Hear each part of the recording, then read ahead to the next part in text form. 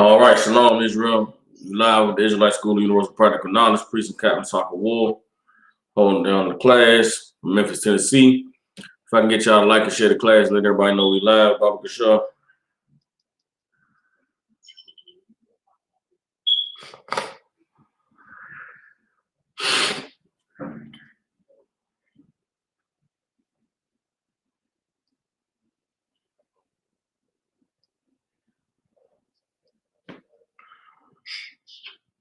All right, Shalom, Israel. You live with it.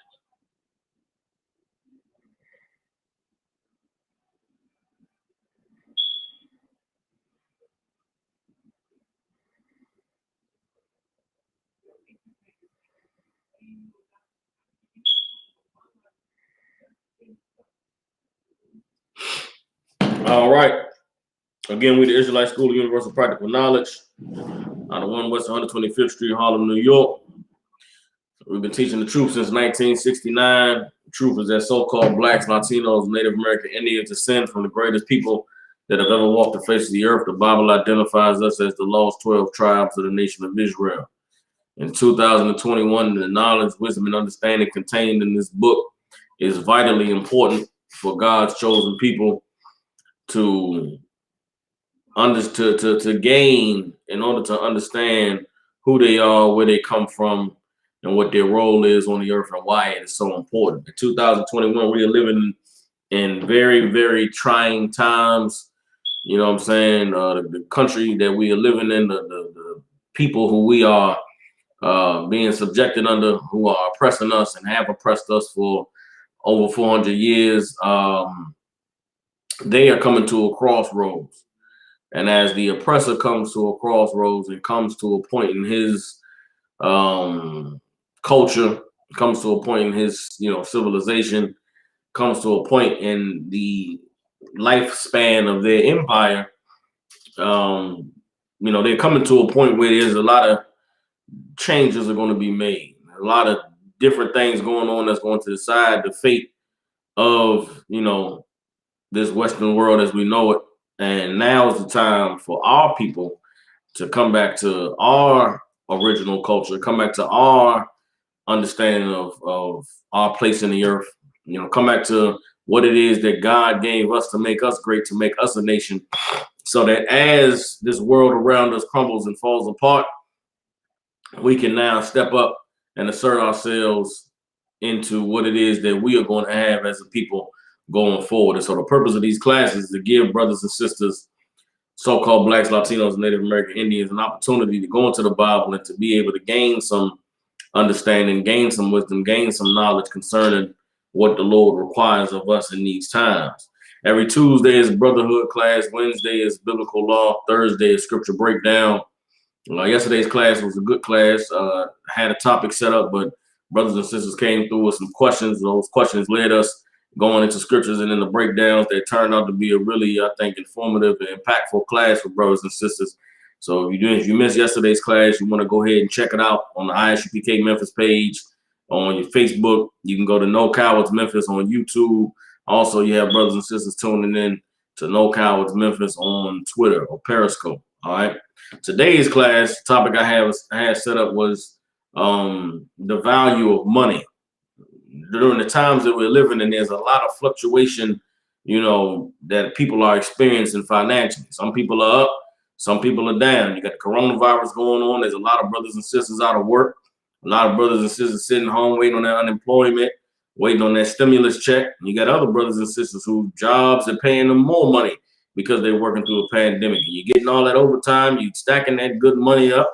You got some brothers and sisters who dibbling, dabbling on the stock market. They gaining, making gains because of what's going on with the stock market and things like that. Wherever you may find yourself in these times, it's important to understand the role and the function that money plays or will play in our society. We never were people where your value or your worth was measured by the dollars in your bank account. You understand? So we're going to go into some of those things tonight, get some understanding of how we should perceive money, how we should perceive wealth, and what it is that adds true value to a brother or a sister's life. All right. Shalom, Yahweh Shema, Thun by Shem Yahweh, shout out to all the sisters tuning in. I appreciate y'all checking in. Before we go into tonight's topic, if anybody has any questions, all you got to do is type them in on the class. Again, questions are welcomed. You know what I'm saying? If there's anything that you're struggling with, anything that you're not understanding, you never know how a question you may have could impact another brother or sister, or could just allow the class to go in a direction that is more, you know, what is needed for brothers and sisters as opposed to what it is I had prepared. All right, so if anybody has any questions, come on and bring them out. If not, we're going to go ahead and get right into the breakdown that I had prepared for tonight. All right. So I give y'all a couple seconds to come up with just to post your questions if you have them. If you don't have any questions, like I said, we'll go ahead and get right into tonight's topic. All right.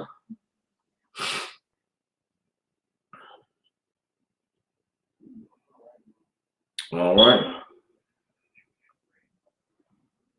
All right. So we don't have any questions. Let's go ahead and get 1 Timothy chapter 6. 1 Timothy chapter 6. We're going to start at verse 6. All right.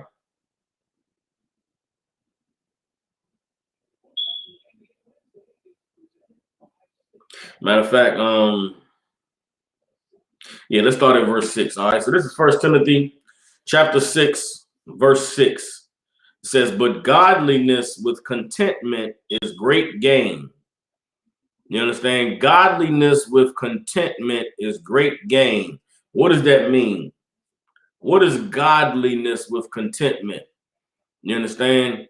If you're somebody who lives a good life, you obey the Lord, you keep the law, statutes, and commandments, you do what the Most High said to do, you eat the things that are lawful, you understand? You stay away from the appearance of all evil, then guess what? Be content with what it is the Lord gives you.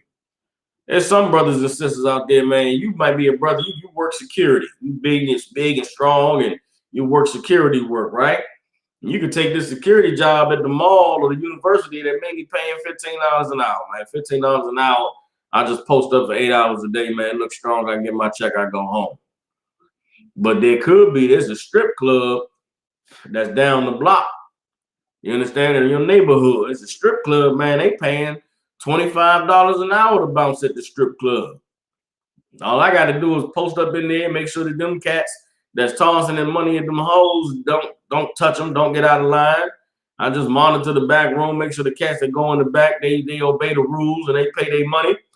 Hell, man, I'm making $25 an hour. Working in a strip club is not godliness. You understand?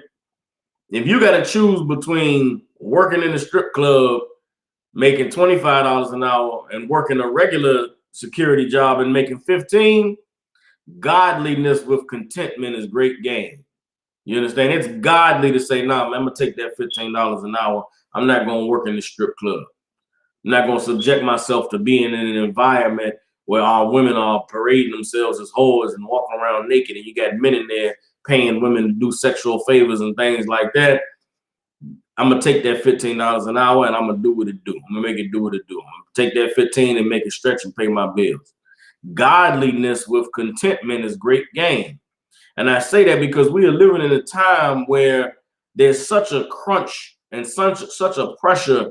It's just in the air, in the atmosphere. There's such a pressure to get money, such a pressure to have money, to do nice things and to be able to do this and to do that, to where you in your everyday life, you're going to find pressures from the outside to get you to do things that compromise your morals, get you to do things that compromise your integrity. And it don't necessarily have to be sin, you understand?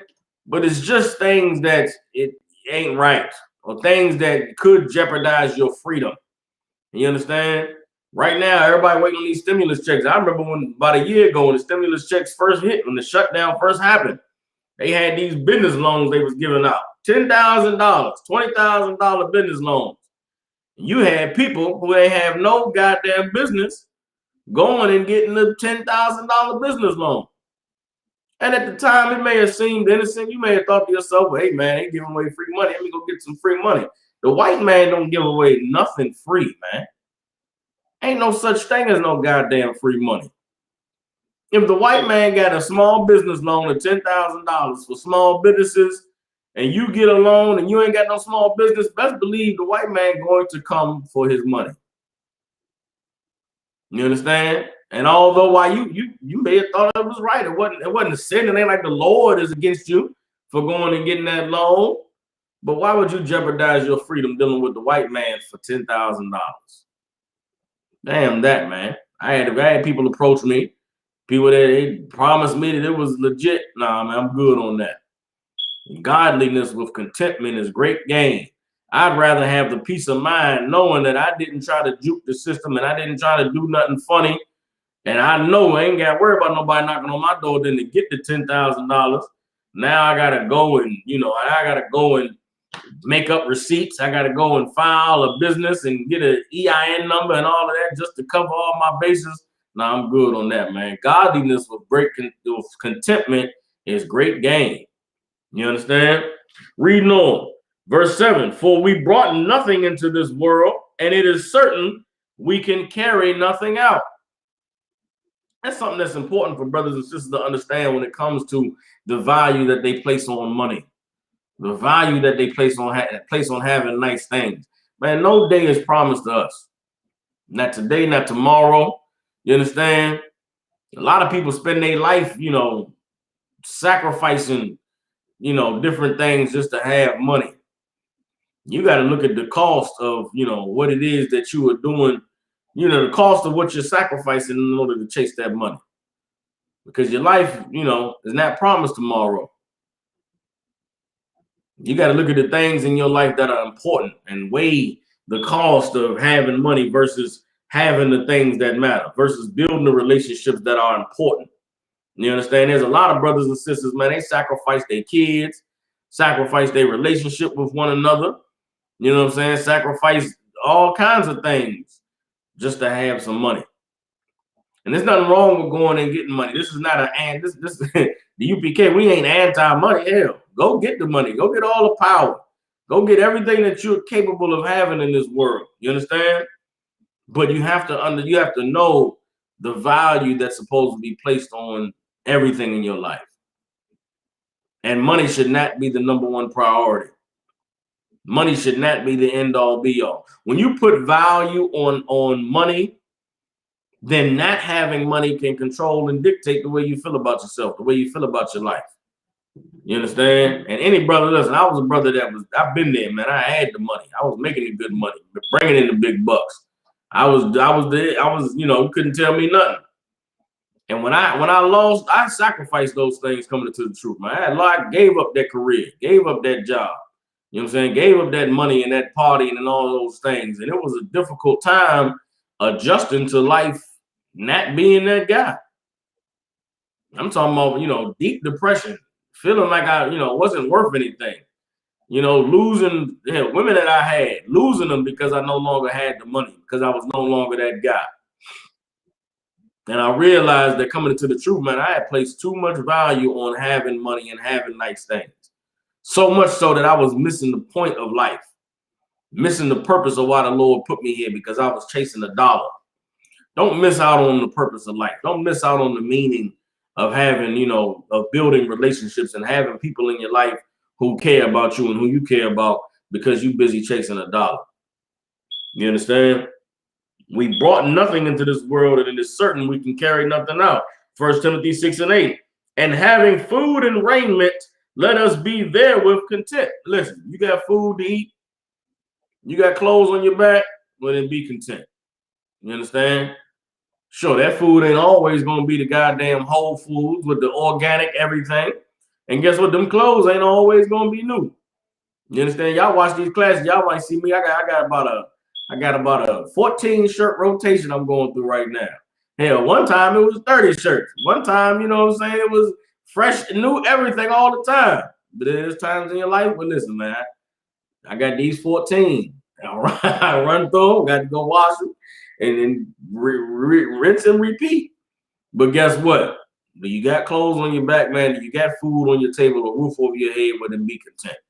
Sure, everything won't always be ideal. Everything won't always be what you want. But in life, the big picture is that, do you have what you need? And if you serving the Lord, especially in you here in ISUPK, you'll always have what you need, brother, sister. You'll never have to want for anything, because the Lord, the Lord takes care of his own. And in the ISUPK, you know what I mean, you need anything, you'll be taken care of. The men of the Lord will take care of you. Why? Because the brothers and sisters in here do what the Lord said to do, and they pay their tithes. They put that money into the storehouse. So guess what? When there's a drought, or when somebody is wanting, or somebody is needing for something, they go to that storehouse, and the priest make sure they're taken care of. You understand?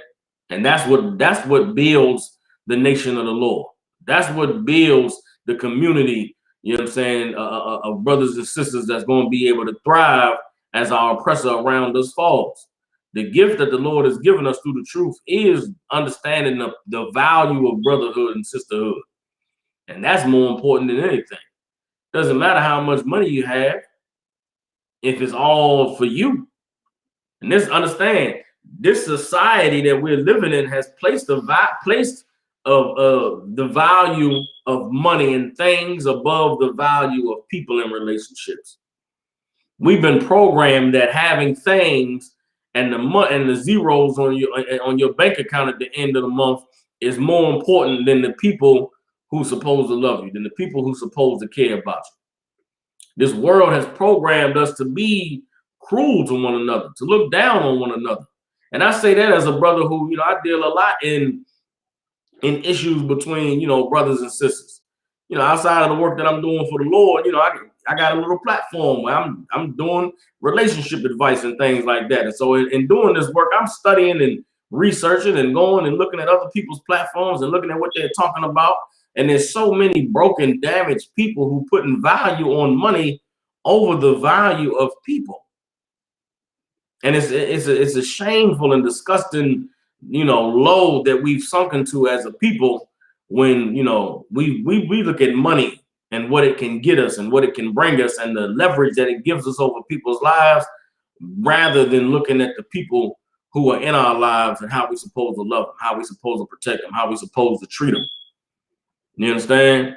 But that's not the way the Lord established us as a people. That's not the culture that he gave us.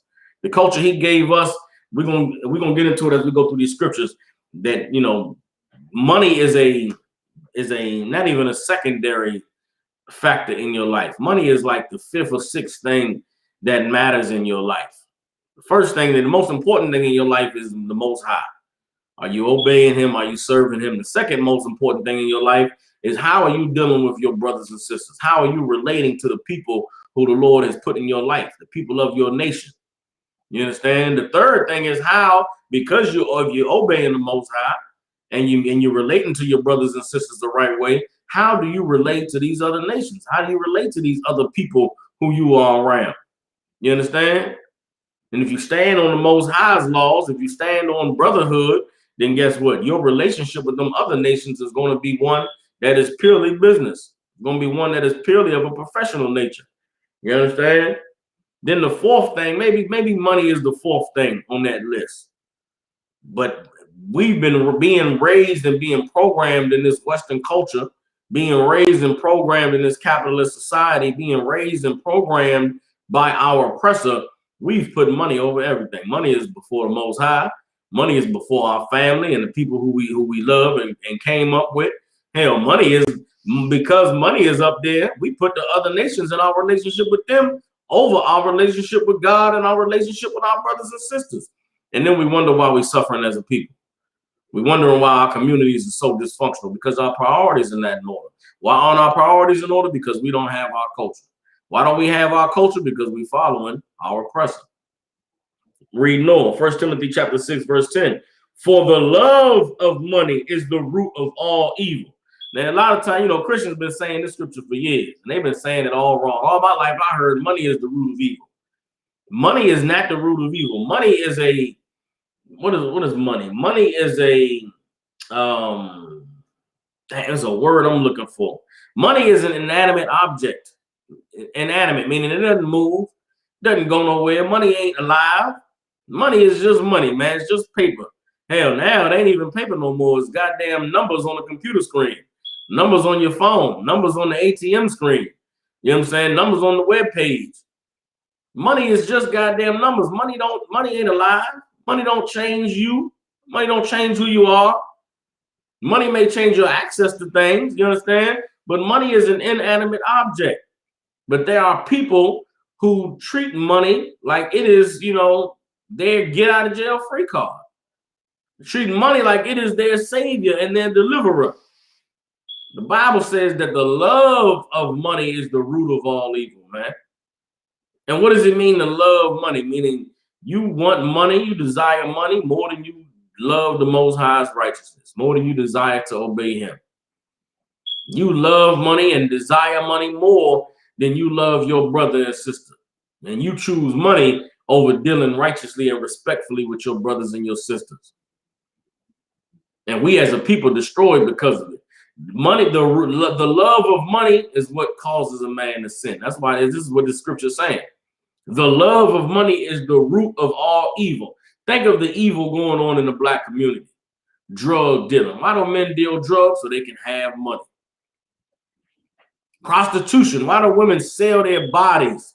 So they can have money. Abortion. Why do women kill their children? So that they can have more money.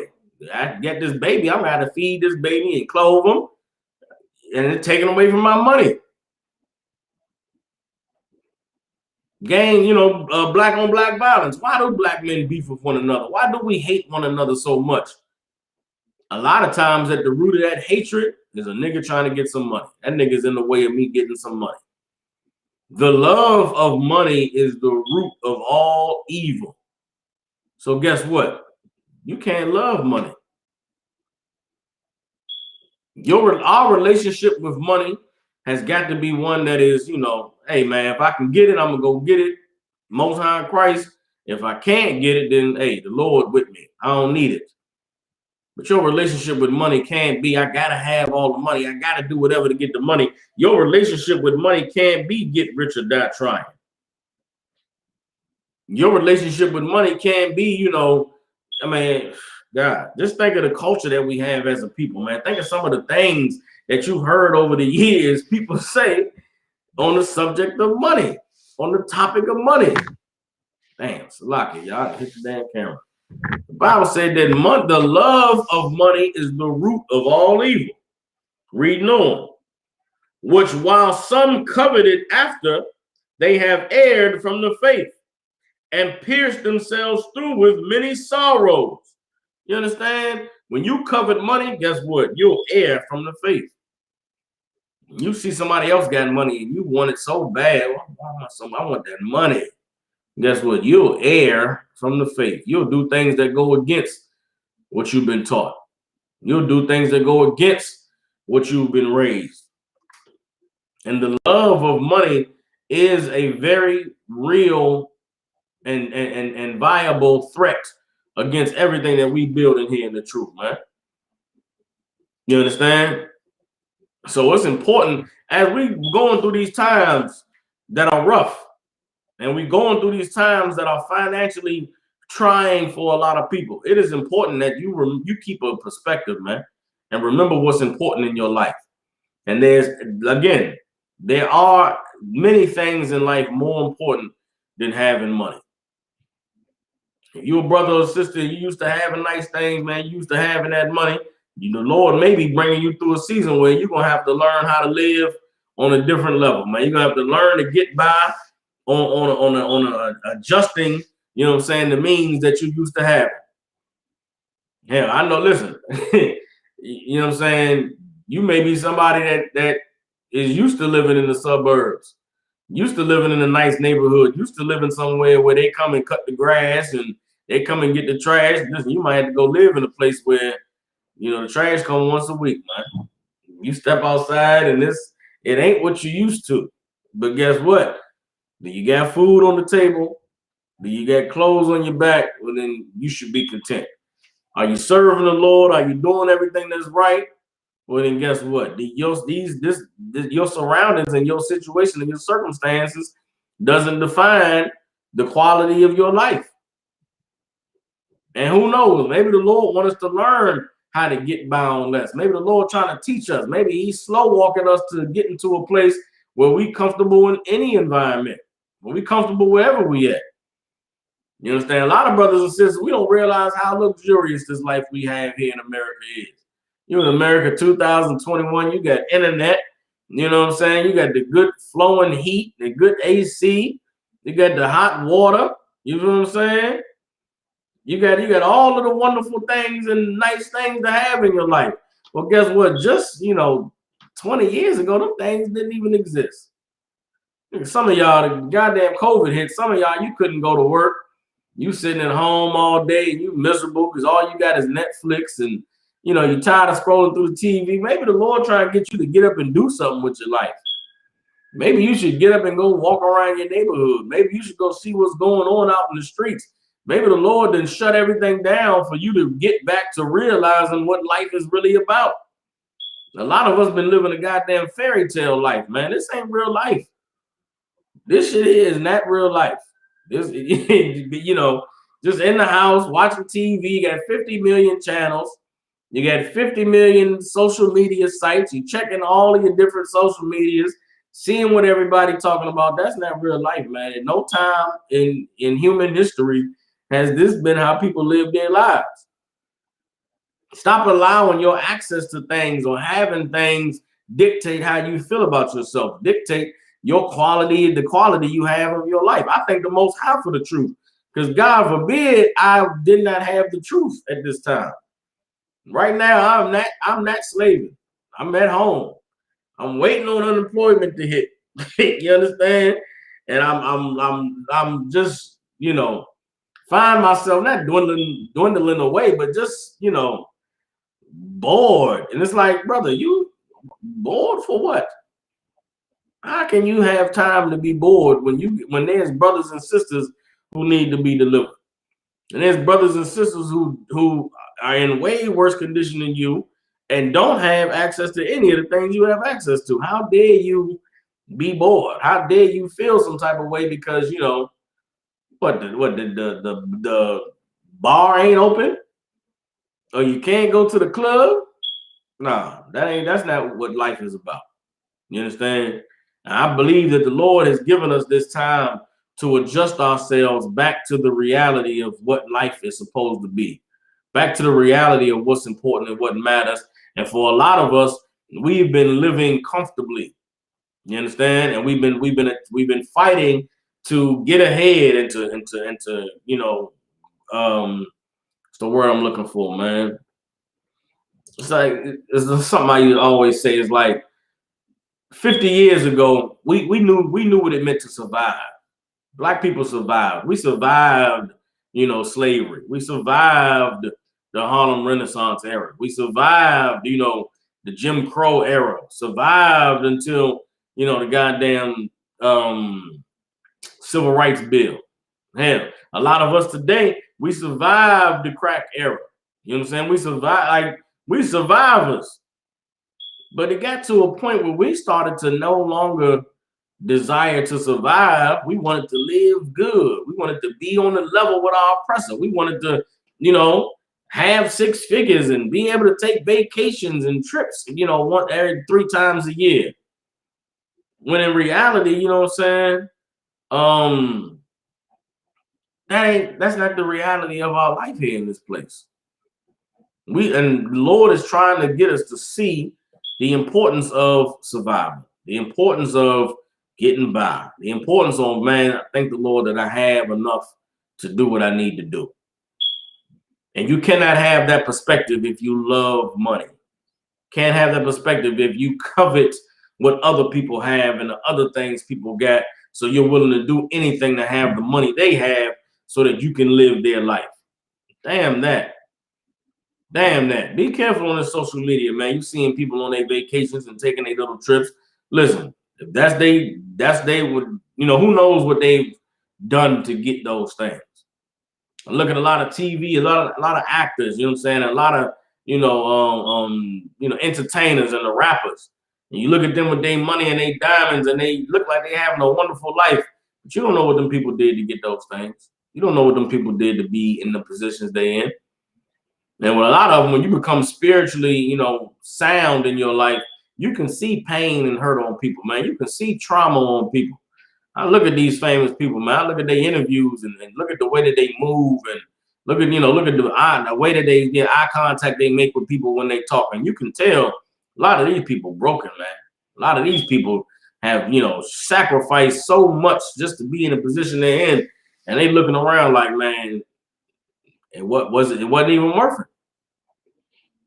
Don't you be a brother or sister that finds yourself in that position. Don't sacrifice the things that are important in your life to have the things that you think you deserve because you're measuring your standards. Well, you're measuring what's good for your life by the standards that have been set by your oppressor. You understand? Keep reading 1 Timothy chapter 6, verse 11. Says, but thou, O man of God, flee these things and follow after righteousness, godliness, faith, love, patience, and meekness. These things are more important than that big bank account. These things are more important, than that bonus at your slavery or this other slavery that could be paying you more money. You understand? The grass is not always green on the other side, brothers and sisters, and it's very important that we be careful in these times when it comes to what we're willing to do so that we can have money that gives us access to the things that we like to have. Everybody understands? Let me drop that. Let me get on. Hold on. Matter of fact, let me get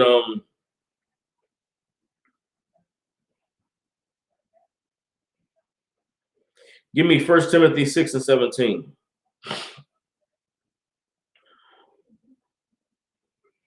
1 Timothy 6 and 17 says, charge them that are rich in the world, that they be not high-minded. Don't let that money go to your head. Don't let that money make you believe you're something that you're not. Because just as easy as you work hard to make that money can be taken away from you. Don't be high-minded because of your bank account. Don't be high-minded because of the money that you're earning.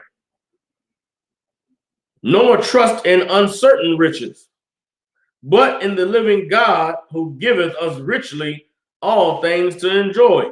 Trust in the Most High, man. Don't trust in that job and that money that they're paying you. Don't trust in that six-figure salary because that business could fail tomorrow. The coronavirus is showing you all that, showing you just how fragile the system is. If you're somebody that's paying attention to the financial markets in this place right now, listen, the dollar is about to fail. The bottom of this place is about to fall out. The bubble that this place is built around is about to burst.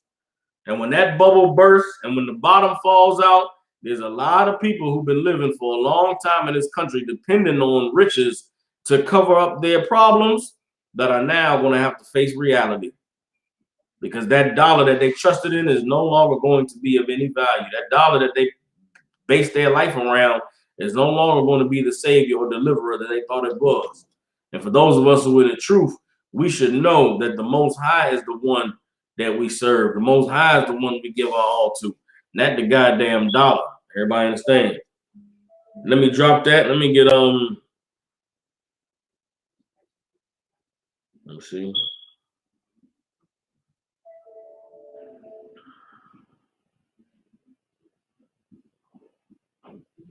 Let me get Ecclesiastes 7 and 12. Then there's some scriptures in the Apocrypha I want to get. Now I see the questions. Sister Arana said, is there anything wrong with a woman coming to the truth for a man? No, sister. No, there is nothing wrong with that at all. Listen, come to the truth for whatever reason you need to come to the truth. Just come to the truth. You understand? I'm proud of the men that the ISUPK builds, because if being a righteous man forces a woman to serve the Lord, well, then every brother should be a righteous man. If desiring, a man who's going to love you and lead you and care about you is what brings you to the truth, sister, come in here and be perfect, and you'll get you a perfect man. You understand? It is not wrong at all for a woman coming to the truth for a man. Hell, there's countless brothers who came in here because they heard a man can have more than one wife. Countless. I'm talking about it's innumerable numbers of men in here who came in here because they heard, hey man, them Hebrew niggas get to have more than one wife. some brother in the world who was a player said, sign me up. I can have, you mean I can have 2 women and I ain't got to argue about it. They be down with me and I can just tell them, yeah, I got another wife. Where I sign up. Come on in, brother. Come on in here. And now he's being drawn in because of having more than one wife. But guess what happens when he gets here? He wears all black. He learns to obey the Lord. He learns to stop eating pork, shrimp, crab, and lobster. He stops celebrating Christmas, stops celebrating Thanksgiving, stop having sex with sisters and throwing them away. He becomes a righteous man of God. Now, whether or not he gets those wives, who knows? He might get 1 or 2 and realize this is way more work than what I thought it was. And he may just decide he wants 1 wife or no wives. Who knows what he'll do? But he came in here because of whatever. He's here now. Sisters, listen, sisters. Y'all come in here single. Y'all think we don't know y'all here for a man? We know you. We know what you want. We know you like what you see and you want to get it. Come get it, sister. You want to come get you a good man? Come get a good man. Because they all in here. We all in here. And guess what? We all waiting for y'all. So when you come in here, we all, listen, you single sisters, y'all come in here, come get you a man. And in the process of getting that man, you're going to stop eating pork. You're going to stop celebrating Christmas. You're going to stop, being a whore. You're going to stop hating your brothers. You know what I'm saying? You're going to stop being what the white man has programmed you to be, and you'll become a daughter of Zion. Come on in here. Get you a man. And once you come in here, tell all your friends about it. Girl, I know it's some men at, and these men are men. They real men, righteous men, girl. They strong and they masculine. And ooh-wee, they talk about doing something to you. They talk about tying fire, girl. I don't know what it is, but I'm trying to get some fire tied to me. Girl, come get you one of these tying fire niggas. And now you and all your pretty friends are coming here and you'll all get you a good man. And we'll all be better for it. Y'all will be better because y'all got good men. We gonna look at each other like, yeah, man, I got married a sister, man. She brought all these sisters in here that married y'all sisters, so y'all should thank me because I set the standard. I'm the reason why y'all got wild. Now we all on vacation together. You and all your friends from the world who couldn't get no good man. You came in here, got you a good man, told all of them they came and got good men. Now all of us are somewhere looking at each other like, yeah, man, yeah, we all did that. Me and the brothers can go high five each other. Yeah, boom, we did it. Got us some good wives. And y'all can go and, girl, I found out about the tie fire. I know what it is now, girl. And he tied some fire. And now we all just happy and wonderful. And it's a beautiful thing. Come on in here for whatever reason you got to come on in here. But get on in here. You understand? And the Lord doesn't frown. The Lord don't look at it sideways. That's why he made it. The Most High made a righteous man to be desirable to a woman. It ain't no mistake that you like how we talk. It ain't no mistake that you like the energy that we give off. It's no mistake that everything we say and do is like, damn, girl, I need that in my life. The Lord made it. And there's a reason why when y'all come in here, all of us is like, yeah, man, that's a good sister. There's a brother inquiring about you or asking about you. The Lord made that. And it's beautiful and it's wonderful. Come on in here and become the woman the Lord called you to be, and you'll get that man that you desire. And there's nothing wrong with that. You brothers out there, you want you 2, 3 wives? Come on in here, brother. Learn how to be a man, and you can attract you some women. You can attract you some wives. You understand? Just take the advice of the men over you that's going to tell you, brother, I hear you. You want 5 wives. Okay. All right, brother. Good luck. Lord be with you in that. You might find that 1 is good enough. You might find 1 is too much. You might have your hands full with 1 that the thought of 2 will make you, you wake up in the middle of the night in terrors and sweats. Who knows? Or maybe you'll be a brother. Come on in here. You'll be Solomon. But just come on in here first. Everybody understands. So that's it on that. Ecclesiastes chapter 7, verse 12 says, for wisdom is a defense, and money is a defense. But the excellency of knowledge is that wisdom give life to them that have it. You understand? What is the purpose of gaining wisdom? You understand? Wisdom is a defense. Wisdom will protect you. Wisdom will keep you from making silly mistakes. Wisdom will keep you from doing things that are not sound. You understand? That are not beneficial. Well, guess what? Money is a defense as well. Money will protect you. Money will defend you. Money will keep you from ending up in bad positions. You understand? Ending up in situations that it's impossible for you to get out of. Money will help. Money is a help. That's the value that the Lord places on money. Money is to help, man. Money is to, get you out of a jam up, protect you from getting in a jam up, keep you from having to be, a servant to someone. Money can help, but that's it. That's what it's good for. Some of you think money is an offense. You think money is going to propel you forward in life. Money will get you ahead. That is the greatest lie that has ever been told in the earth. And it is a lie that is born out of capitalism. It's a lie that's born out of our oppressor's way of life. Money does not propel you forward. Money burdens you more. The more money you get, the more problems you have. The more money you get, the more burdens you place on yourself. Only in righteousness can you get money and it not add more weight to your life, add more stress to your life. Only in righteousness. You understand why? Because in righteousness, more money doesn't mean more things. In righteousness, more money means more help for my people. More money means more access for my people. In the truth, you make more money, you give more money. That's just the reality. You make more money, guess what? Your 10% is going to be more than the person that makes less money. It's more help. You make more money, guess what? You'll take more of your money and donate it to the school. Put it towards causes that help build up camps and help build up families. You'll take your money and put on more events for the school. And guess what? In your righteousness, you'll never worry about this money because, man, I'm giving that money to the school anyway. If I got to take a pay cut, if I got to withdraw a little bit, no sweat in the school. Maybe, you know what I'm saying, I'll still be able to give the same that I've been giving to the school, which is my 10%. But other things may have to slow down a little bit. But when you're looking at money as an offense, I'm going to get this money, I'm going to move out this neighborhood. I'm going to get this money and I'm going to buy me a house in this gated community. Well, okay, that's cool. But then now what happens when the people in that gated community don't want you around? You know what I'm saying? What happens now when the people, you know what I'm saying? There's more stress that comes with having more money. Money is not an offense, man. Money is a defense. Money is a protection. You understand? Money is a mechanism that will allow you to be able to avoid certain pitfalls. But money is not going to propel you forward and get you ahead in life. You understand? Let me read on. I'm going to drop that. Let me go to the Apocrypha now. Hold on, pull up. I got to pull up on this computer screen, y'all.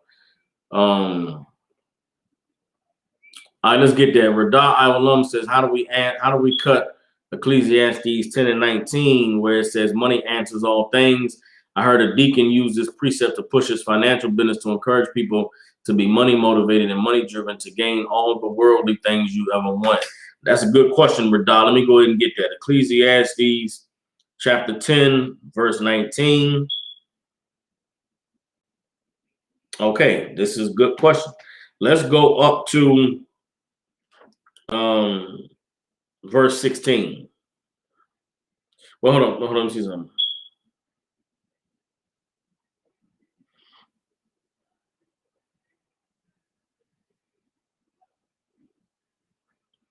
Okay, first of all, if you go to Ecclesiastes 10 and 1 and give you the context of this chapter is the difference. It's painting a okay, I'm gonna use this term. It's showing the dichotomy between a wise man and a fool. Dichotomy is like a comparison, like showing the difference. So it's showing in one statement it talks about a wise man, and another it talks about a fool. So that's the context of this chapter. And as we go on down, we're gonna start at verse 16. Start at verse 10. Ecclesiastes 10 and 15 says, the labor of the foolish wearies every one of them, because he knows not how to go to a city. You understand? The labor of the foolish wearies every one of them, because he know not how to go to a city. Meaning what? The things that a foolish man endeavors to do or works hard at, it wearies them. A foolish man works hard at something that stresses them out. The reason why is because he knows not how to go to a city, meaning they're working hard for something that stresses them out because they don't know how to when it says they don't know how to go to a city, meaning they don't know okay. It's like working hard to make money to go to Vegas to blow it off.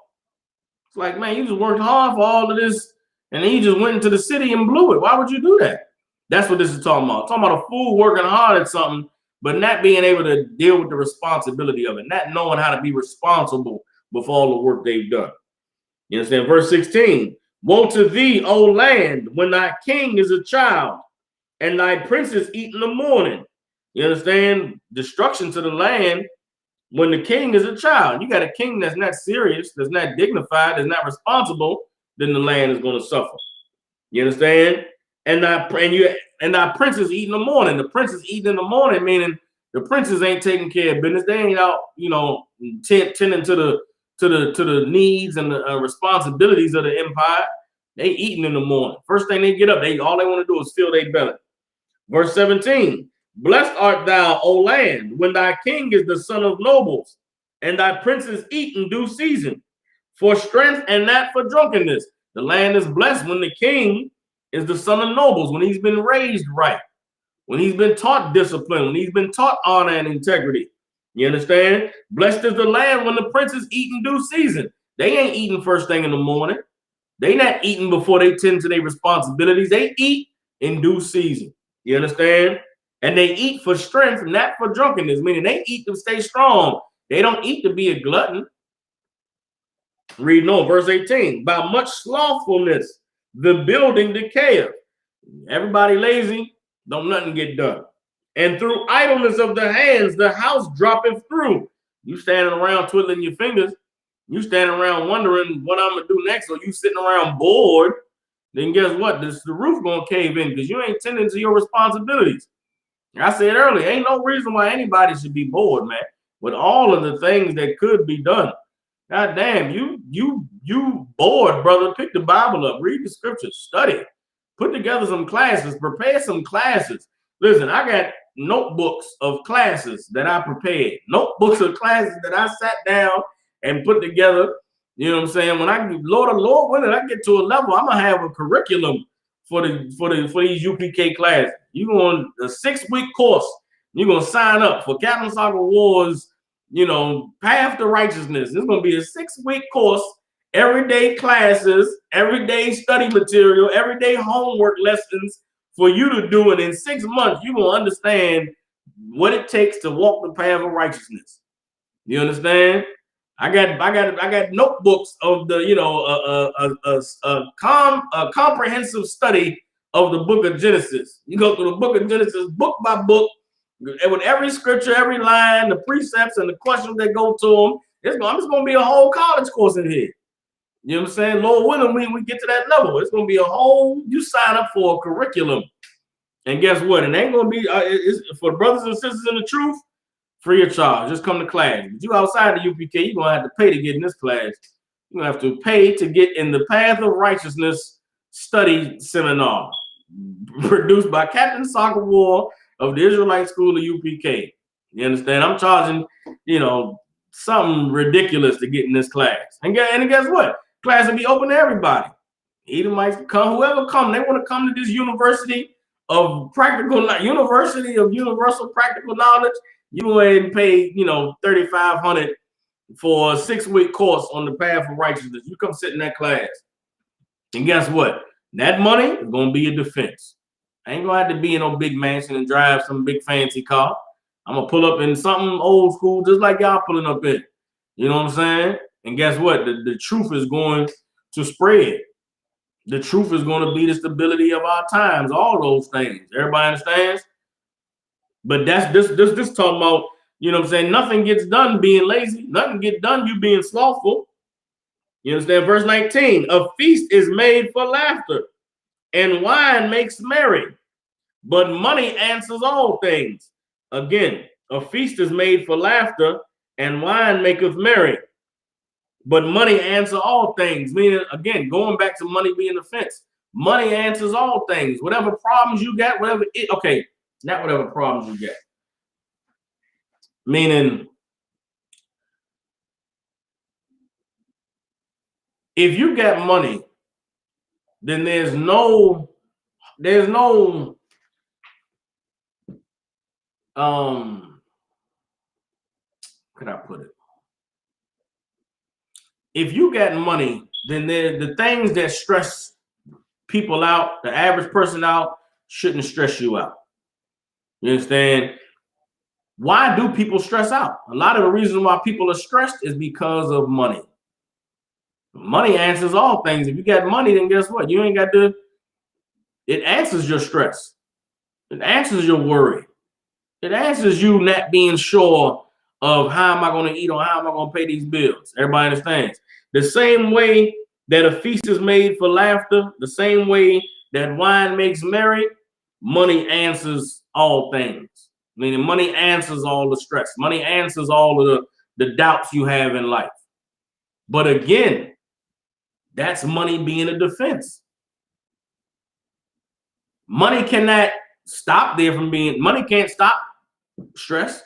Money can't stop, you doubting. Money can't stop questions from arising. But when you have money, you can answer to those things. When you have money, you can answer to those difficulties and those hardships. You understand, Radha? Do you understand? Let me know if I made it clear. Let me read verse 20. Curse not the king, no, not in thy thought, and curse not the rich in thy bedchamber. For a bird of the air shall carry the voice, and that which hath wings shall tell the matter. Meaning what? Don't hate on somebody because they got money. Don't hate on somebody because they rich. You understand? But at the same time, a fool doesn't know what to do with money. A fool work hard for something and then blow it. But the wise, you understand, they prudent. The wise, like I said, if the king is the son of nobles, then guess what? He got wisdom, he got understanding, he got integrity and honor. And that's what the truth makes a man. You could be a cat in the world that got money, and having money is the reason why you in so much hell. Having money is the reason why you so evil, because you got access to more things. You somebody that's, content with godly gain, then guess what? You don't have the problems that somebody who rich had. You don't have the stresses that somebody who got all this money and don't know what to do with it got. Hell, think about being, I deal with men and women in relationships and things like that. Do you know how many brothers there are who make good money, who can't trust any woman that they meet? Can never feel like, yeah, man, this woman loves me for me. She likes me. She really down with me.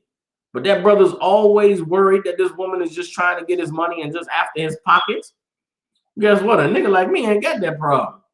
If a sister get down with me, I know she's down with me for me.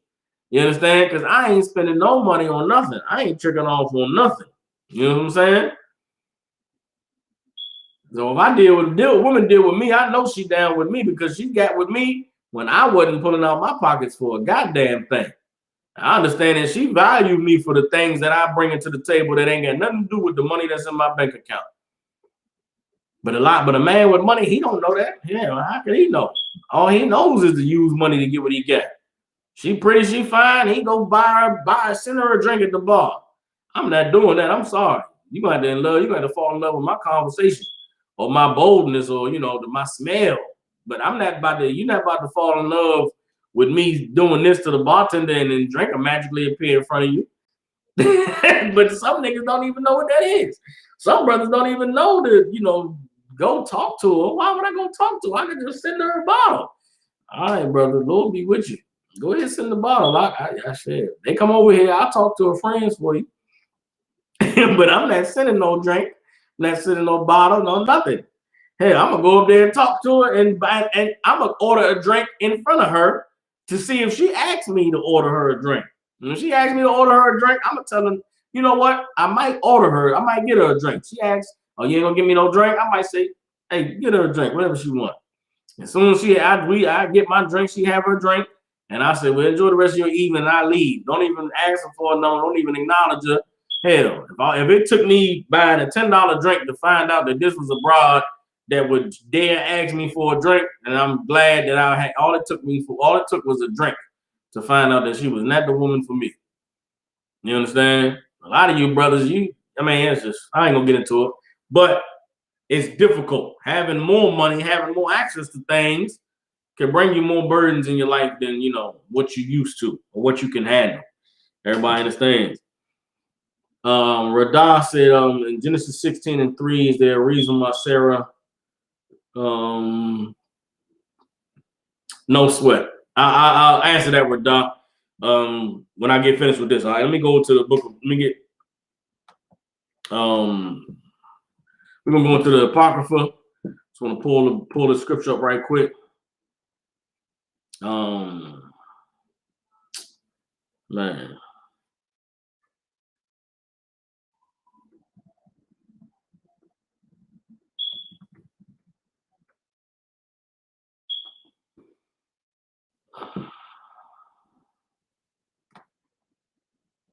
Hold up.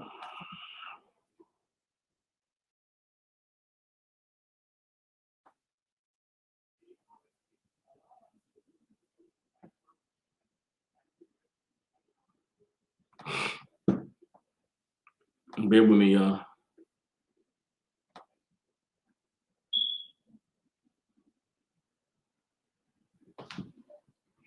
Hold up.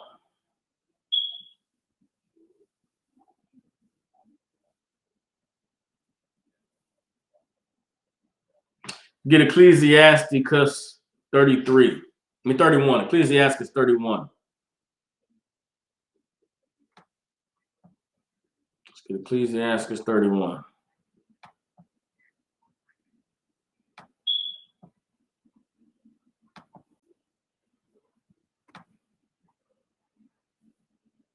This is important. When it comes to riches, comes the wealth, comes the money, and the stress that it can bring. All right. Again, I'm teaching this class because we're living in the time where a lot of brothers and sisters are experiencing, financial difficulties. You know what I'm saying? At the same time, there's brothers and sisters who are being increased financially because of the burden on the system. The slavery they got is paying them more money, offering them more money. And for both the brother who's gaining and the brother or sister who may be struggling, it's important that we know the value of money. And we understand that the access or the lack of access we have to it does not determine how good or bad our lives are. Does not determine, what it is that we are going to get out of life. And I believe that these things are occurring because the Lord is trying to get us to realize that there's so much to life beyond what you can do with a dollar, beyond what's in your bank account. And there's a lot of brothers and sisters who what's in their bank account determines how they feel about themselves, determines how good they feel, determines how zealous they are, determines, whether they feel like life is good or life is bad for them. And that should not be the case. You should not be in a position where life is good or life is bad based on dollars, based on what's in your bank account. Everybody understands? Here we go. Ecclesiasticus in the Apocrypha 31:1 says, watching for riches consumes the flesh, and the care thereof drives away sleep. Everybody understand, man? You will grow old and weary watching for riches. Just wait until I get rich. Wait until I get this money. Wait until I can do that. Brother, there's nothing you cannot do in your life without that money. There's nothing that you cannot accomplish without having that money. Stop telling yourself that I got to wait till this money comes. Stop telling yourself that when I get this money, everything is going to be all right. You're lying to yourself. You're stressing yourself out watching for riches. You're consuming your flesh, wasting your life away. And the care thereof driveth away sleep. How many people lay awake in their bed at night stressing about money, wondering what they're going to do? You know what I'm saying? Stressing about what's next because of some money they don't get, because of some bills that they need to pay, or some things that's piling up. There are worse things in life than being broke. There are worse things in life than being poor, namely being wicked. It is worse to be unrighteous than it is to be poor. I would rather be poor and righteous than rich and wicked any day. But not a lot of people can understand that because their values are not they have not prioritized their values. They are not seeing life for what it is. Instead, they are consumed by the watching of riches. You understand? And the care of those riches drives away sleep. Ecclesiasticus 31:2. Watching care will not let a man slumber. Salaki. Watching the care will not let a man slumber, as a sore disease breaks sleep. Verse 3, the rich has great labor in gathering riches together. The rich, they work hard at gathering riches together. That's what they do. They in that office every day, 7 in the morning till 9 at night. First one in, last one to leave. They work hard at gathering those riches. And when he rests, he is filled with his delicates. When he goes to rest, he get the fruit of his labors. Well, guess what? What if we strove for righteousness as much as brothers and sisters strive for money? What if we worked as hard at building the kingdom of heaven as we do at getting those zeros at the end of our check? Reading on. The poor laboreth in his poor state, and when he leaves off, he is still needy. Verse 5, he that loves gold shall not be justified, and he that followeth corruption shall have enough thereof. Meaning what? You dedicate your life to the love of money, to loving gold, getting that money is not going to justify you. There's a phrase that you always hear poor people say when they say, do the means justify the ends? I remember being young hearing that. You out there pimping, selling drugs, you out there robbing. Do the means justify the ends?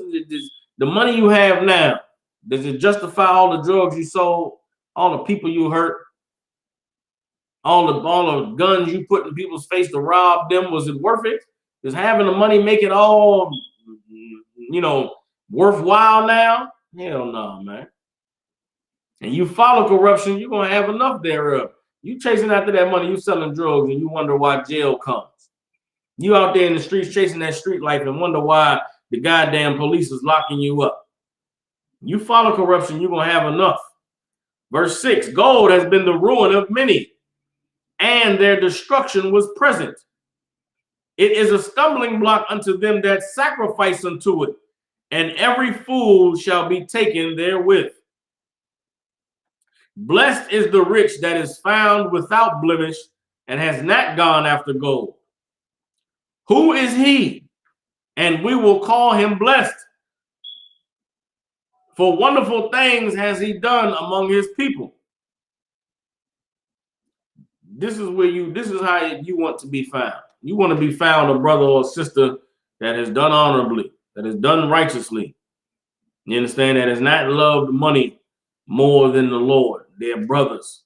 You understand? The relationships in their life that really matters. Everybody understands. As we live in this time, a lot of people going to be learning what it is like to survive. A lot of us are going to have to make adjustments in our lives to go from, glowing and being lit and doing it big to just barely getting by.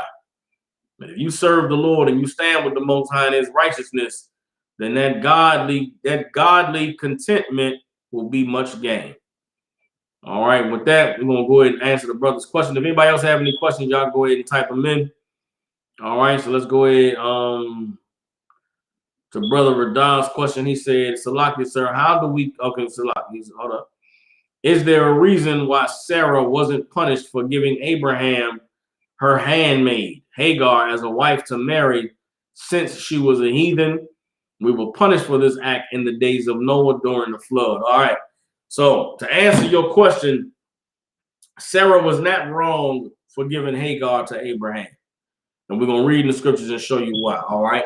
Not only was Sarah not wrong for giving Hagar her handmaid, giving Hagar to Abraham, she was honorable for it. Furthermore, the law had not been established in writing for a man not to deal with a heathen woman. You understand? And so I'll answer all of that as we go into it in Genesis 16:3. So Genesis 16, let's start at verse 1. You got to understand verse 1 in order to understand verse 3. Genesis 16:1. Now Sarah, Abram's wife, bare him no children, and she had a handmaid, an Egyptian, whose name was Hagar. And Sarah said unto Abram, behold, now the Lord has restrained me from bearing. I pray thee, go in unto my maid. It may be that I may obtain children by her. And Abram hearkened to the voice of Sarah. And Sarah, Abram's wife, took Hagar, her maid, the Egyptian, after Abram had dwelt 10 years in the land of Canaan, and gave her to her husband Abram to wife. And he went in unto Hagar, and she conceived. And when she saw that she had conceived, her mistress was despised in her eyes. So Sarah's motivation for giving this Egyptian to Abraham was that she wanted Abraham to have children. Her and Abraham were trying for 10 years, trying to have a baby. The Lord never blessed the womb. Now she was getting older. She looked around and she said, you know what, man, I don't want my husband to not have any children. I want this man to have an heir. I want him to have an inheritance. I want my husband to be happy. So Sarah put her pride aside, put herself aside for the sake of her husband's happiness, for the sake of her husband having children. And she said, listen, Abram, take Hagar, go in unto her. Maybe she can have children. If she has children, they'll be like my children. Now I'll get to see you happy, see you have kids, and baby, that's what I want for you. Going unto Hagar. So Abram looked at Sarah and said, all right, baby, that's a beautiful thing. You know, I love you, girl. You do things that I wouldn't even, would never ask of you. So Abram went in unto Hagar. Hagar got pregnant. But Hagar, being an evil bitch, when she got pregnant, she looked at Sarah like, yeah, bitch, I got the baby now. My kid gonna get the inheritance now. Everything your husband got gonna go to my baby. She started to despise Sarah. But Sarah was all the way in the spirit. Sarah was honorable and righteous for giving that woman to Abraham because she wanted for Abraham to have a child. You understand? And understand this, Hagar was her, okay, it may be difficult for us to understand today because of the times we're living in, but a handmaid was like a best friend to a woman. It was like her servant, it was like her assistant. Imagine a day a woman, make a lot, she make money and, okay, not even that. God, okay, this is what a handmaid was. You like right now, rich black people have left the ghetto, right? Let's say rich black people never left the ghetto. You may have the projects, right? I'm trying to think of a city. Think of a city like, I'm in Memphis, Tennessee. Think of Memphis. You got projects all around Memphis. People that's poor and broke and ain't got no job, right? If black people never left the ghetto, the women who don't have a job, who can't go nowhere to work, they would come and be a maid at your house. You a man, you get up and go to, okay, you a man and you and your woman, y'all get up and go to work in the morning. Your handmaid would be there to, make the bed up, to get the children up and to shower the children and wash them, to make sure that everybody was fed and had a breakfast. And then she would drive, accompany your wife to work. A handmaid was a woman who was there all the time. Her job was to wait on her maiden. So Hagar was Sarah's best friend because Hagar was hired to be there all the time. Imagine in the black community right now, you got black people, wealthy black people who make money, high earners, man and woman. They both in that corporate world. They have maids they hire to come clean their houses. Listen, brothers, you brothers out there, you a brother, you may have a lot of money, you may be rich. You think you're gonna meet you think, okay, unless you meet a woman at like 17 or 16 and she been raised by a family to be cleaning all the time and be a cleanly woman, it's very rare you're gonna meet a woman that's going to go to work all day, come home, cook and clean and do this and that, you know, and have energy and you know, to make love to you every night. A lot of you brothers, you asking for a woman to be a superwoman when they never been superwoman. The woman that cooked and cleaned and with the kids, she sat home all day. That was her job. It was cooking and cleaning and being with the babies. You want a woman to go to work and cook and clean and take care of the babies and rub your feet and have sex with you every night. All right, brother, Lord be with you. And the sister, goddamn, Lord be with the sister. The women who you got a woman to do all of that, brother, then y'all should put your money together and hire a maid to come clean. Hire a chef to come cook. Because she may not be able to do it every night all the time and not be stressed out, not be depressed. I don't know. You know what I'm saying? But if we're going to get back to a place where we're going to hire them sisters. These are going to be women in the ghetto that ain't getting no food stamps or nothing. Somebody going to hire her to come to their house and clean every day. You know what I'm saying? You're going to go get Sharmika and say, listen, Sharmika, we're going to give you a job. Your job is to be a nanny and you're going to take care of our house. We get up in the morning, we go leave and go to work. You're going to clean that goddamn house, Sharmika. You're going to go make them beds. You're going to scrub them toilets. You know what I'm saying? You're going to come in that kitchen. You're going to do them dishes. And me and, you know, a man and a woman are going to get up and go to work every day. And when they come home, their house going to be clean. Dinner going to be cooked. Because that's what the hell Sharmika do all day. She's a handmaid. We leave and go to work. She come clean and cook and help the babies with their homework. Right now, the schools may never go back to normal. Well, guess what, brother? Your woman ain't going to, you know, she ain't going to slave at home on a computer and watch the kids and make sure they do their schoolwork and shower and, you know, clean the house. That, brother, your woman going to go crazy, brother, and leave you and them kids. She's going to disappear on y'all in the middle of the night. You better go and invest in a handmaid. Go hire a sister to come and take care of all the house duty stuff. That's what Hagar was. Hagar was a handmaid. So when Sarah went to sleep at night, Hagar was there to tuck her in. I don't know. Sharmika just sound like some, you know, some broad that just, hey, you know what I mean? I don't know. I don't know where I get that name from. Maybe it's some broad in my past who I hate. Sharmika. I don't know where the hell that name came from, but it just sounds like a ghetto name. You know what I'm saying? A universal just in the hood. Sharmika. You hear one of them across the courtyard in the projects. Go get her and have her come and goddamn work at your house every day. You understand? And you give her some money in her pocket, cash preferably. She ain't gonna report it to the IRS. You ain't gonna report it to the IRS. It's all under the table, so she can still get her food stamps and everything. But she come to your house every day. She cooks, she clean. She wake the kids up, shower the kids, get them off to school. And you know what I'm saying? That's it. But that was Hagar's job. Hagar was the servant. She's there to just serve Sarah. Whatever Sarah needs, she do.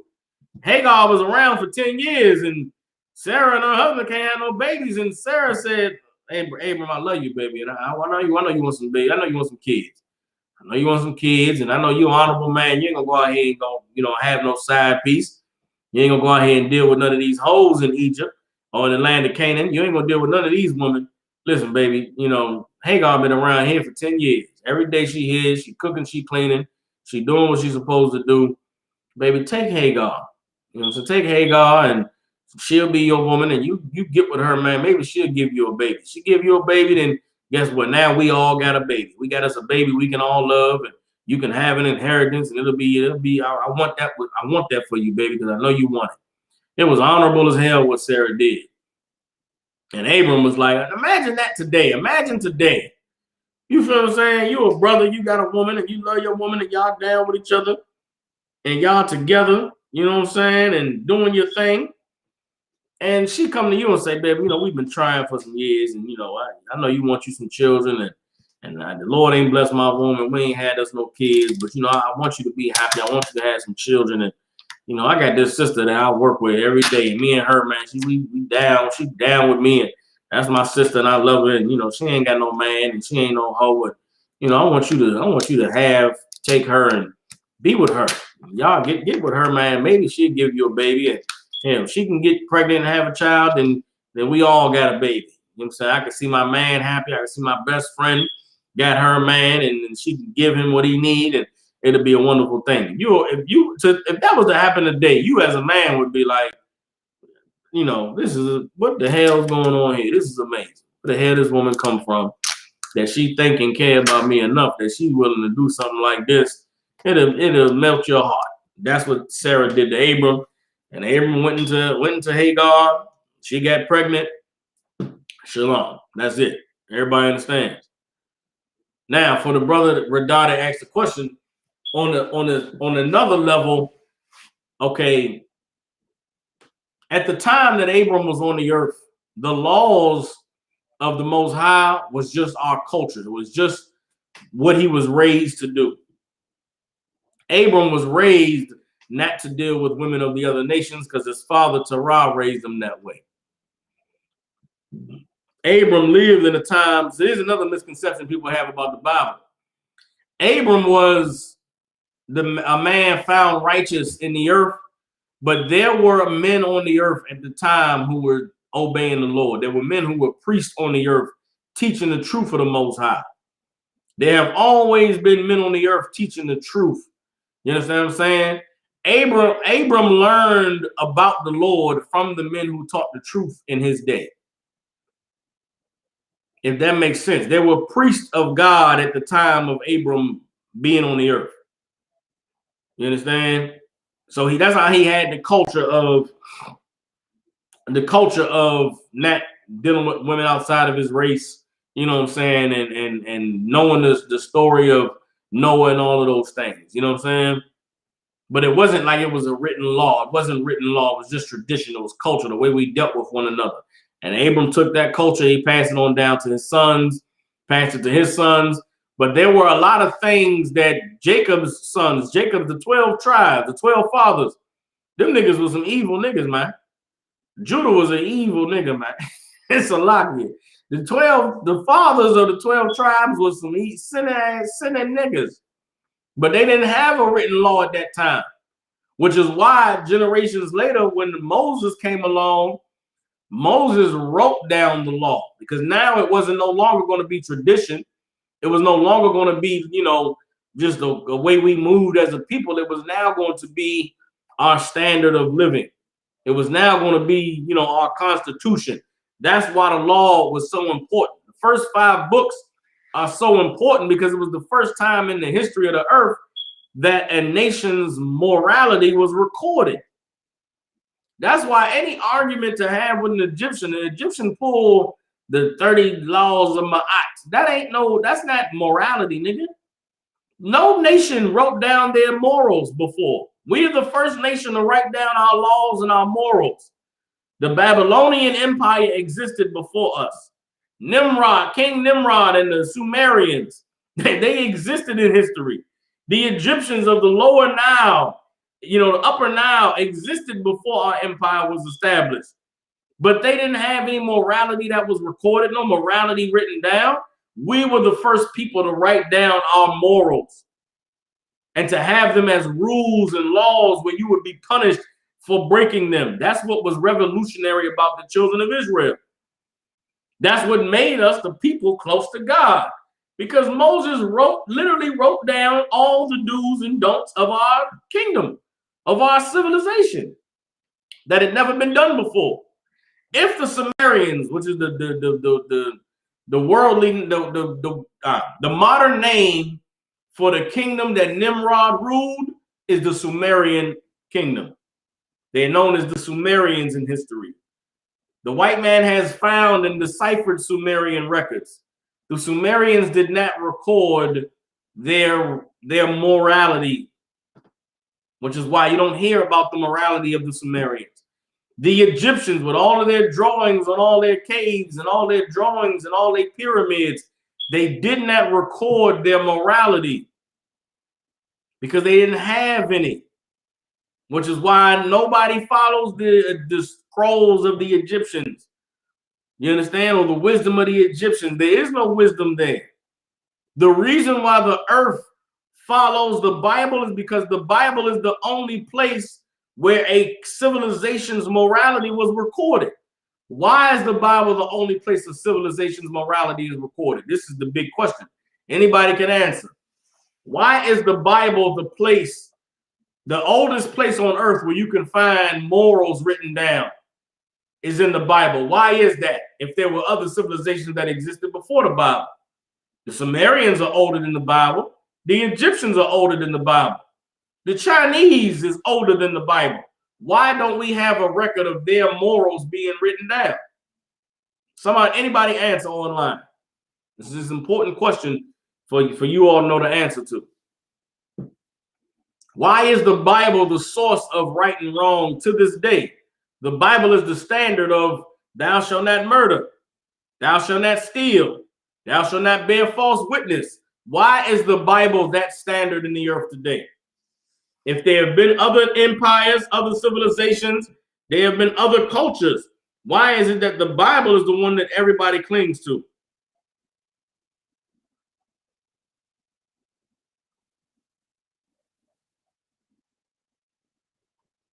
Somebody answer. Come on with me, y'all. Somebody give me an answer. Take a shot at it, even if you don't know it. Take a shot at it.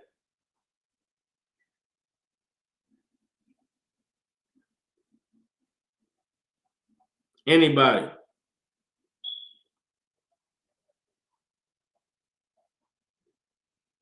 All right, nobody want to take a shot at it. Okay. The reason why the Bible is the place where these is recorded, the water arena, that's arena. That's a good answer. The Bible is the truth. That's a good answer. That's not the one I'm looking for. I'm gonna give it to y'all for time's sake. The reason why the Bible is where these things are recorded is because we're the only civilization who ever had morals. Nobody else had any morals to write down. That's why they didn't write them down. The Sumerians was having sex with their mama and their daddy and their auntie and their uncle and cousins and sisters and brothers having sex. There wasn't no rules on sex. The Sumerians was having sex with donkeys and cats and everything. The goddamn Egyptians, they was having sex with their uncles, nephews having sex with their aunties, brothers having sex with their sisters, brothers having sex with their brothers. There wasn't no laws against homosexuality in Egypt. They was gay and nasty and disgusting. Listen, you want to know what the East Indian religion is all about? The East Indian religion is all about all the ways that you could have sex with a woman. They got a book called the Kama Sutra. And the East Indians got a book, a Bible of sex positions. That's their contribution to civilization. You understand? Go read it. The East Indians got a book called the Kama Sutra. And you read the Kama Sutra, and it's like 1,000 different sex positions and instructions on how to have sex in this position. That was their contribution. But they didn't have any morality. It wasn't no, it wasn't no right or wrong. The Sumerians didn't have a right or wrong when it came to murdering and killing. And you just got it how you lived. The Egyptians did not have no laws or no rules against homosexual sex, or against raping a child, or against having sex with a donkey. That's why God gave us laws. He gave us laws because nobody else had any. Moses writing down the law was a revolutionary act because never before in the earth had anybody had morals. This is the basis of it. The Bible is the basis of all morality in the earth, because no other civilization before us or since has had morals. When the Greeks came around, where is the Greek morality book? We know about Zeus and about Athena and about Horus. Why do we know about their gods, but we don't know about their rules? Because they didn't have no goddamn rules. That's the point. The Hebrew culture is the only culture that's ever existed that had rules. Right now, the Indian culture doesn't have rules against homosexuality. The Japanese culture doesn't have any rules against raping children. It doesn't exist. The Greeks had a law, a system called the Goji in place, where a man would take a boy and groom him to be a man by having sex with him his whole life. That was their morality. Their morality was a man should take a boy and have sex with him from about the age of 5 until 14 to teach him how to be a man. We're the only ones that have morality. That's it. That's why the Bible is such the weapon that it is. Because it is the only recording in history where morality was written down. Everybody understands. Radah says, Salaki, sir, do you think if Laban would have told Jacob from the beginning that it was a custom in his country to give the oldest daughter before the younger daughter, he would have told Laban he'll work less than 7 years for Rachel? No, Radah. Here's another thing that we got to understand. Jacob and Esau were both made aware that their father had made a deal with their uncle for them to marry his daughters. Understand this. Esau was born first. Jacob was born second. Laban had 2 daughters, Leah and Rachel. Leah was the oldest. Rachel was the youngest. Esau knew as a young boy, when you become a man, I've promised your uncle Laban that you're going to marry Leah. Jacob knew from a young child. Isaac told him, I made a deal with your uncle Laban that you are going to marry Rachel when you grow up. Both of these boys knew that it was their duty and their responsibility to honor their father by going to their uncle's house and getting their wife. This is why Jacob loved Rachel when he first saw her. Jacob didn't love Rachel because it was love at first sight. He didn't love Rachel because she was so beautiful. He loved Rachel because she was the woman who he was promised as a boy he was going to marry. Let me get the evidence of that for you. Let me get the proof of that for you. See, the Bible is the beauty of the Bible is it ain't a fairy tale book. It ain't magic. It ain't, oh man, he came there and he worked 7 years for this woman. That wasn't it. Okay. What woman do you work 7 years for? Huh? You ever met a woman that you say, I remember worked 7 years and then I get to have sex with her? That don't exist. That ain't real. Why would a nigga work 7 years for a woman, for some vagina? Because that's the deal his daddy made. That's why he worked 7 years for that vagina. As a young boy, Jacob was told and taught by his father, you're going to have to go work 7 years for your uncle, man, because I promised his daughter to you. Esau was told as a young boy by Isaac, hey, man, I made a deal with your uncle Laban. You're going to have to work 7 years, man, and you're going to get his daughter Leah. So when Jacob went to go to Laban, he already knew he was doing it to honor his father. He could have got a woman anywhere. Esau did what the average nigga would do. Esau went and married hoes right where he lived. Esau said, man, fuck that 7 years, man. I'm about to go ahead and get me one of these broads right here. He married the daughters of Ishmael and the daughters of Canaan right there. Jacob was honorable. Jacob went and worked for Laban. Now, Laban, in Laban's mind, people think Laban was evil. You know what I'm saying? People think Laban was evil. Laban was not evil. Laban made a deal.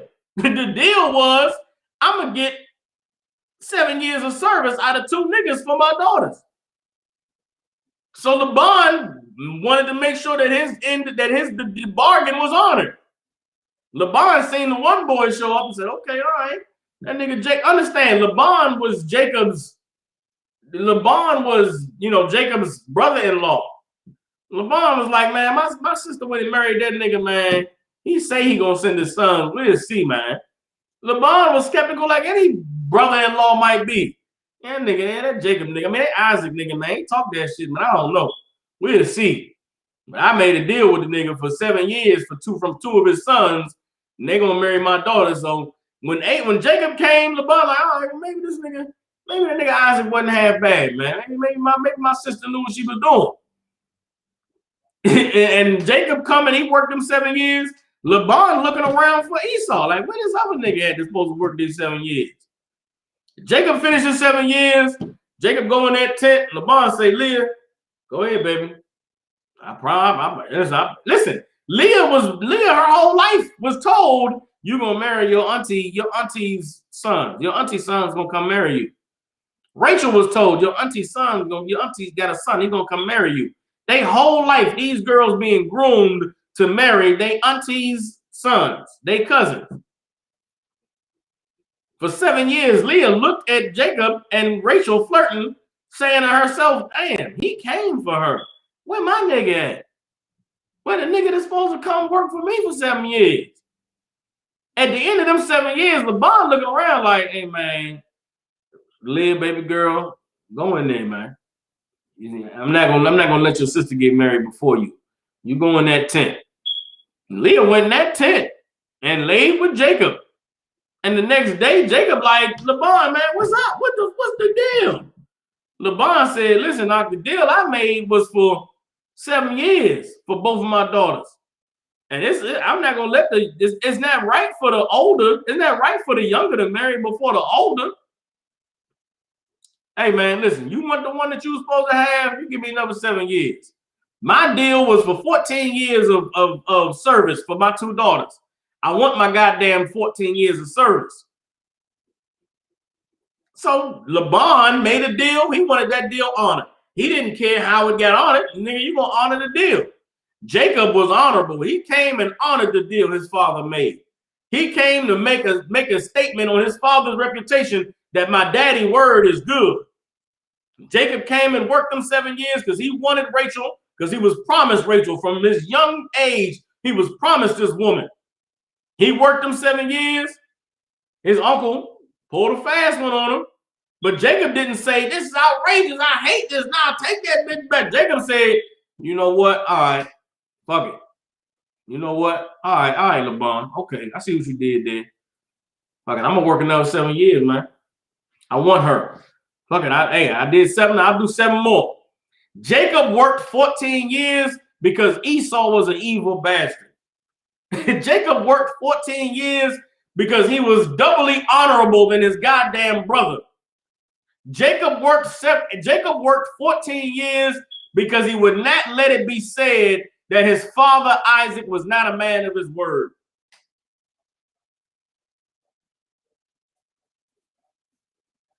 Because, Radad, Jacob didn't intend on working 14 years. It wasn't purposeful. All Jacob knew was, I gotta work 7 years, I marry Rachel. Laban is the one that decided. Laban said to himself, the young man didn't work 7 years. If I let him marry Rachel, then my daughter Leah is going to stay here in my house forever. And no one will ever come for her, and she'll never have a man. And it's not right. It's not right that my oldest daughter gotta sit here in my house forever because that Isaac nigga's son wasn't honorable. So Laban said, I'm gonna make sure that Laban covered his tracks. So I'm gonna make sure that the deal is honored, man. I'm gonna make sure that I get what the hell I bargained for. Jacob worked them 7 years. Laban said, Leah, go in there. I'm sure there was a conversation. I'm sure Leah and Rachel was like, well, daddy, that's not right. Listen, girl, either you go in there or you're gonna stay here forever because ain't nobody coming for you. The boy came for Rachel and he worked in 7 years, but I was promised 14 years. I was promised 7 years for each of y'all. Leah, get in that goddamn tent and go lay with that boy, or you gonna be here forever. Leah went in that goddamn tent. And Rachel loved her sister, so Rachel shut the hell up while she went in that goddamn tent. Leah went in that, listen, brother, Leah went in that tent and pretended like she was Rachel. She didn't go in there and say, yeah, it's me, Leah. She went in there and, oh, Jacob, and, you know, whispered in his ear, kissed him on his neck, and ooh-wee, tie, fire. They both go to sleep. Jacob wake up in the morning, roll over and say, Leah, what the hell you doing here? Leah smiled at the nigga and said, I'm your wife. And Jacob go and run to Laban. Laban, what's up, man? What happened? This ain't the deal. This ain't right. Laban say, listen, young man, isn't that right that my oldest daughter got to watch her sister be married and she sit here with nobody? Now listen, I made a deal with your father for 14 years of service for my 2 daughters. You came and you did your 7 years, and now you got you a wife. You want this other one? I need another 7 years of service. Jacob know Esau ain't coming. Jacob knew Esau wasn't coming the whole time he was dead. Jacob fled his father's land knowing Esau wasn't coming. So Jacob said, God damn, you know what? All right, Laban. Okay, I see what you done did here, man. This is crazy. I understand, Laban. All right, okay. You know what? F it. I'll give you another 7 years. I'll stay here and put my brick in. I'll work another 7 years, man, for this girl. And Jacob stayed and worked the 7 years. And in the end, Laban got what he wanted. Laban got his 14 years of service. He married off both his daughters. You know what I'm saying? Jacob had to work doubly to honor his father because Esau didn't have no honor. And now Jacob ended up with 2 wives. And guess what? Because Jacob was so honorable, because Jacob did his performed his duty and honored his father, the Lord made sure Jacob left Laban rich. It ain't like Jacob was done dirty or done wrong. Jacob worked 14 years and left with a whole goddamn tribe of wealth. The Lord increased Jacob for his honor. But that's life sometimes. It ain't perfect. It ain't what you envision it to be. But you got to put your brick in. You got to work. Jacob could have sat around and cried and felt betrayed. But he said, nah, okay, no sweat. I understand now, Laban. All right, man. I'll work another 7 years. Which is why when Jacob came back to face Esau, listen, when you understand it from what the practical applications of this story, everything between Jacob and Esau make perfect sense. In that Esau was an evil, hateful bastard who never wanted to honor his father. That's why Esau sold the birthright. After his father died, Esau cried for a blessing, even though he didn't deserve any blessing. Then after getting the blessing, Esau still didn't honor his father because he didn't even go and fulfill the deal that his father had made for him to get a wife, which made Jacob have to work 14 years instead of 7. But Jacob did it honorably and with discipline. And in the end, the Lord increased Jacob. You understand what I'm saying? So when you understand Christianity make it seem like it's evil every time something don't go your way. It's evil. It's evil. It ain't evil, nigga. That's God. The Lord deal with you, test you, see how you gonna respond to things. Bad things happen in your life ain't evil. Just because something don't go your way, it don't mean it's the other person wicked. Sometimes that's just life. Laban was not wicked or evil for what he did. Laban made a deal with Isaac, and Laban said, I'm gonna make sure this goddamn deal gets straight, man. I'm not getting gypped on this deal. Now, who knows how many niggas might have came and wanted Leah? Just think of that for a second. How much money could Laban have made off of Leah? You mean to tell me what, nobody that wanted Leah? What, nobody trying to get in them draws? No, niggas wanted Leah. And guess what Laban had to tell them? I can't marry Leah off, man. She already preserved for somebody, man. She already belonged to somebody. She already accounted for. She already belonged to a man. And that nigga never came, man. It would have been evil as hell for Jacob to come get Rachel and ride off into the sunset. And then goddamn Leah would have just sat there her whole life, thinking about all the men she passed up. Or not even that. Imagine the heartbreak of fear of being told your whole life that your auntie's son is coming to get you. Your auntie's son coming to marry you. Your auntie's son gonna come marry you. And then one day looking outside and seeing that one of your auntie's sons is there, but he's there for your sister, your younger sister. And you see how much he loves her. He's working hard every day. He's studious and serving and doing all the right things. And then you watch your sister get married and ride off into the sunset. and the nigga that was supposed to come get you never show up? Damn, brother. That would have been hell for Leah. And Laban was not about to sit there and watch that happen to his daughter. So Laban said, listen, I made a deal, man. 14 years for my 2 daughters, nigga. I want my time. And Laban did what he's supposed to. Laban did what he had to do to make that deal be right. Jacob did what he had to do to make that deal be right. And that's what went down with that. But yes, Esau was a disgusting bastard in every way, shamed his parents, didn't honor his father at all.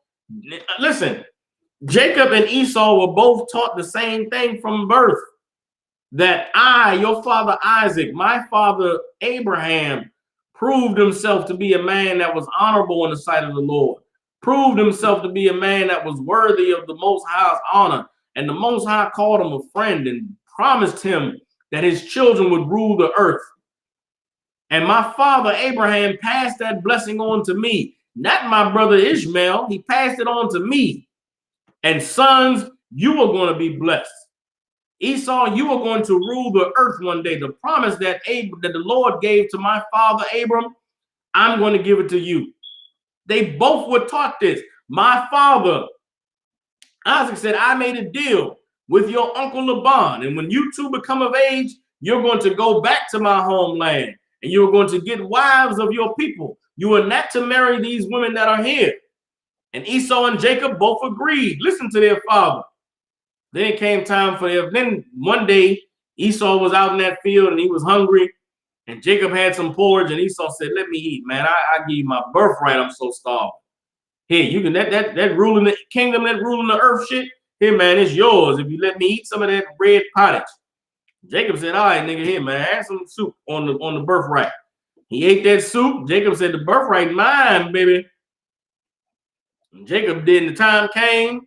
Jacob's mother asserted that he should get that birthright. Jacob got that birthright and left to go to Laban.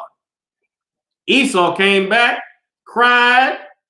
You understand? Esau came back and cried. Esau came back and, you know what I'm saying, begged his father for a blessing. Isaac blessed him, and Esau stayed his ass right there in the land of Canaan, got wives of Ishmael and wives of Canaan, and did not go to Laban to fulfill his father's promise. Esau's a disgusting, vile bastard, man. You understand?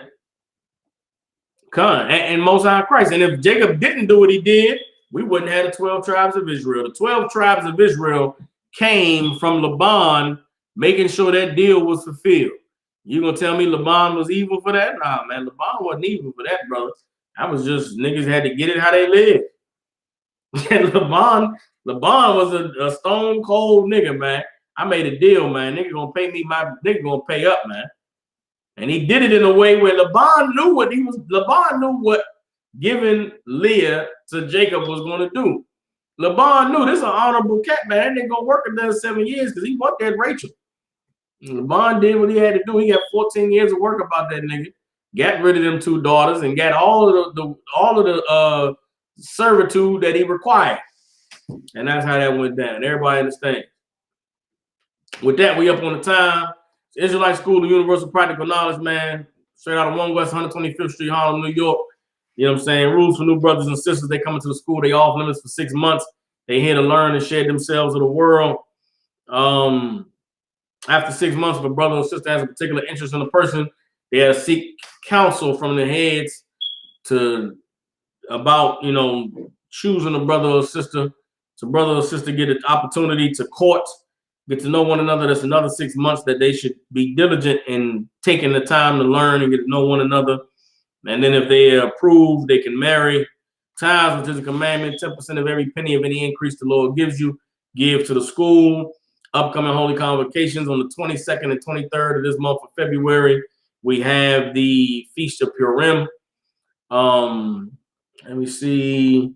Passover coming up April 24th in Houston on Player Street. You brothers and sisters make your arrangements. And with that, brothers that want to be troopers in the school, start wearing all black boots, shirt, pants, headband, scarf. With that, I'm just going to do a quick salute out. Yahweh Bashim, Yahweh Shabbat, to all the brothers. Yahweh Shema Alathan to all the sisters. Yahweh Shema Alathan by Hashem Yahweh Shah to all the sisters. Shalom, Israel. Class dismissed.